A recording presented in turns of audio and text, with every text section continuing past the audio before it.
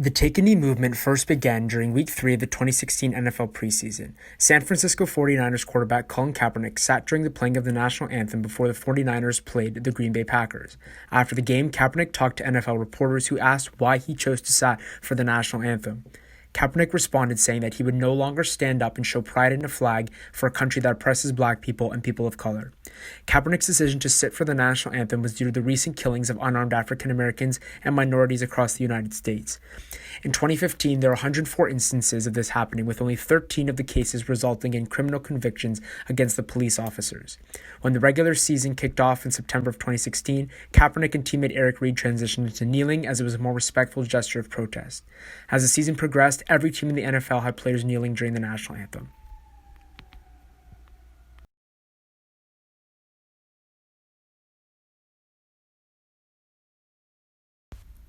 Throughout the timeline of the movement, #TakeAKnee was very controversial and sparked massive media attention. In terms of support, many athletes in the NFL and across professional sports displayed their support for Kaepernick in the movement. By participating in the movement, the likes of LeBron James, Megan Rapinoe, and other athletes helped spread the I'm with Cap hashtag all over social media.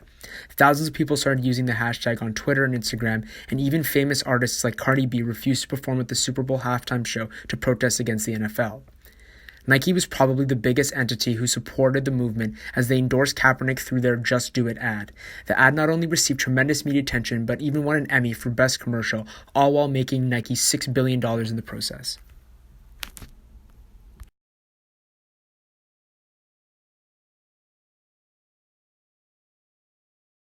Like most social movements, the #TakeAKnee movement received a tremendous amount of backlash. The main criticism of the movement was rooted in the notion that kneeling for the flag was disrespectful to military personnel and veterans. The Boycott NFL hashtag surfaced as the most popular means of displaying objection to the movement through social media. Many predominantly white fans of the NFL boycotted the league as the kneeling protests continued throughout the season. One of the most notable opponents of the movement was President Donald Trump, who ranted about the issue on Twitter and famously called on NFL owners to get that son of a bitch off the field.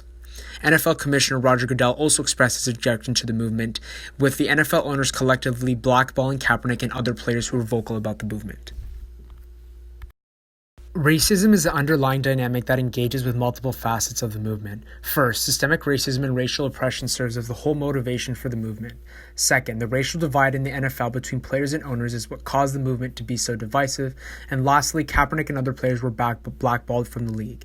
With respect to privilege, athletes use the privilege associated with playing in the NFL to enhance their platform and make a big impact on society.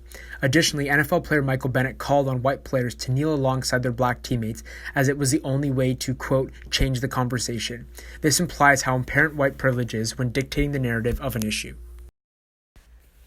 Another dynamic that engages with the movement is ignorance. Mills describes ignorance as encompassing both false belief, or error, and the absence of true belief, or ignorance. In the case of Take a Knee, many opponents of the movement claim that kneeling for the national anthem is rooted in disrespect for the flag or veterans, which is simply error or false belief.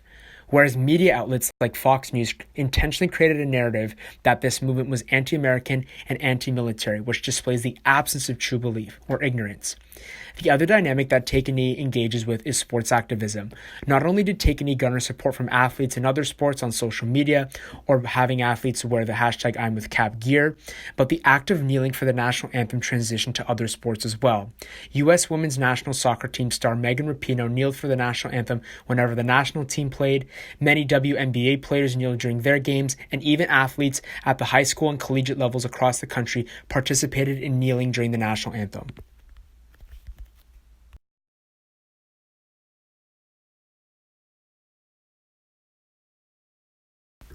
When finding a definition that fits this social movement, the one that best aligns is Blackwell's definition.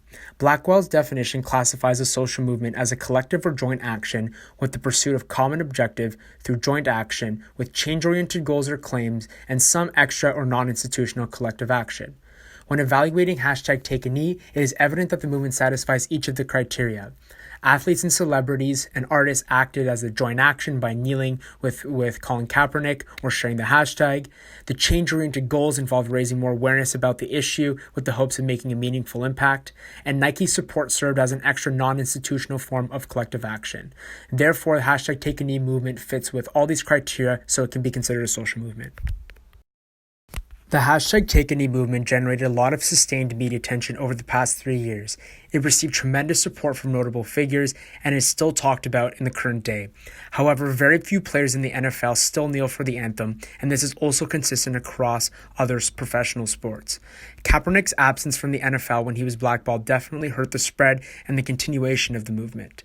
But the movement displays how powerful the NFL is in virtually eliminating the issue of kneeling for the flag, as they took measures to blackball players who were doing it, and they also created rules to penalize players who continue to do it.